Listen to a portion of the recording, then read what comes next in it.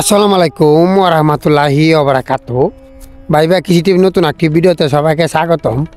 আলহামদুলিল্লাহ, আজকে আপনাদেরকে দেখানোর চেষ্টা করব ধানের জমিতে কোন সময় ওষুধ দিলে একটি গাছও ফুটবে না এবং কি ওষুধটা দেওয়া লাগে আজকে আপনাদেরকে দেখানোর চেষ্টা করবো। আপনারা সম্পূর্ণ ভিডিওটি না টেনে দেখতে থাকেন।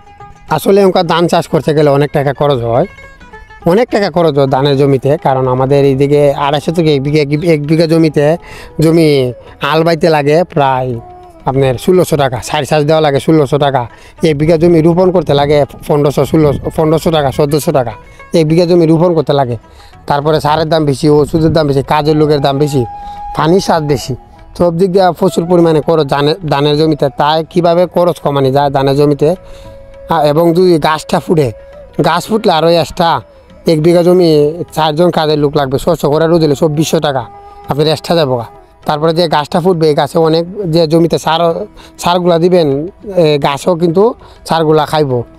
তাই যাতে একটা জমিতে একটা গাছও ফুটবে না, সঠিকভাবে গাছ ওইটা দিলে সঠিক সময়ে।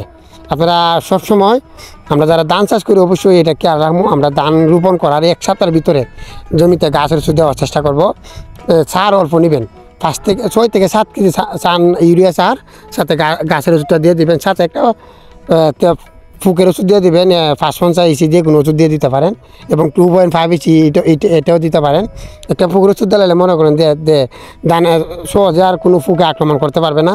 তাই আমি সবসময় একটা ফুকের ওষুধ দিয়ে দিই। আর 2 থেকে 3 ইঞ্চি জমিতে অবশ্যই পানি থাকতে হবে। গাছের ওষুধটা দেওয়ার সময় আপনার 6-7 কেজি ইউরিয়া সার, সাথে গাছের ওষুধ নেবেন 100 গ্রাম গাছের ওষুধ নেবেন। এটা 18 WG দিয়ে কোনো কোম্পানি, ভালো কোম্পানি দেখে নেবেন। 18 WG গাছ 100 গ্রাম গাছ ওষুধ, 6 থেকে 7 কেজি ইউরিয়া সার 1 বিঘা জমির জন্য, এবং 100 মিলি যে কোনো 550 ইসি ওষুধ, ওতে ইরাদ আছে, সেতার আছে, নাইট্রো আছে, এটা দিতে পারেন। কিংবা ফাইটার ক্যারাডিট এটাও দিতে পারেন 1 বিঘা জমির জন্য। এটা আমরা সবসময় দিয়ে থাকি আমাদের জমিতে। এবং 2 থেকে 3 ইঞ্চি পানি অবশ্যই জমিতে থাকতে হবে। 3 দিন, কমপক্ষে 3 দিন জমিতে পানি আটকে রাখা লাগবে, নইলে কিন্তু গাছে যদি কোনোভাবেই কাজ হবে না। পানি থাকলে একটা গাছও ফুটবে না, এবং কি আওয়া গাছও ফুটবে না। কারণ আওয়া গাছটা যারা ধান চাষ করে অবশ্যই তারা চিনে। আওয়া গাছ ধান গাছ যেমন আওয়া গাছটা তেমন। এই আওয়া গাছটা প্রচুর পরিমাণ ক্ষতি করে ধানের জমির জন্য। তাই 1 সপ্তাহের ভিতরে দিলে আপনার আওয়া গাছও ফুটবে না। আপনার একসময় অন্য গাছ ফুটলে ওষুধ দিলে এই অন্য গাছ নষ্ট হয়ে যাবে, কিন্তু আওয়া গাছ ফুটতে গেলে জমিতে ওষুধ দিলে কোনো কাজ হবে না।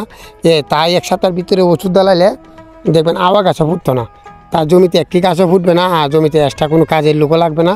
মানে এখানে 2000 থেকে 2500 টাকার মতন আপনার সেভ হবে এই কাজটা করলে, এবং ধানের জন্য খুবই ভালো, একটি গাছও ফুটবে না। তাই এটা দেওয়ার চেষ্টা করবেন। ভিডিওটা সবাই শেয়ার করে দিবেন। আসলে যারা কৃষিকাজ করে তারা ধান চাষ করে না, বাংলাদেশে মানুষ খুবই কমই আছে। প্রত্যেকটা এলাকায় প্রায় 80% মানুষই ধান চাষ করার চেষ্টা করে।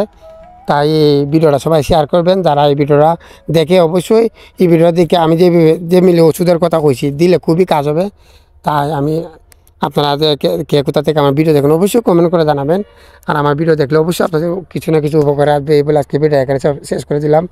সবাইকে অসংখ্য ধন্যবাদ এতক্ষণ আমার ভিডিওটি দেখার জন্য। আসসালামু আলাইকুম ওয়া রাহমাতুল্লাহি ওয়া বারাকাতুহু।